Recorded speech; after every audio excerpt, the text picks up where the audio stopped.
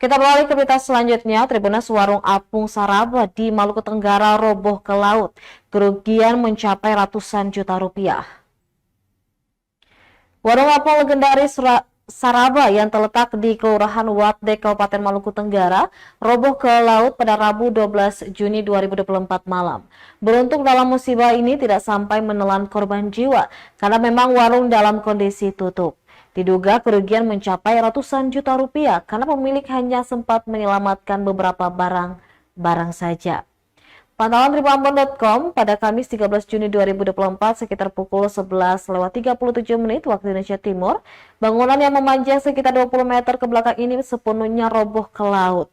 Tampak beberapa orang berusaha menyelamatkan barang yang tersisa dengan cara berjalan di atas atap seng, bekas mengungut beberapa benda yang masih bisa diselamatkan.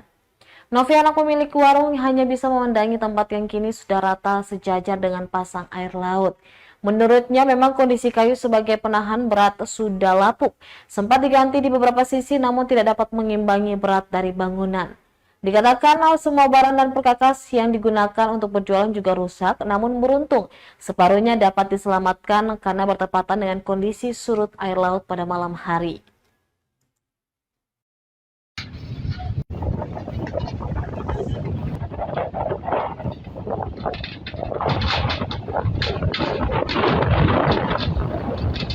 Download Tribun X sekarang, menghadirkan lokal menjadi Indonesia.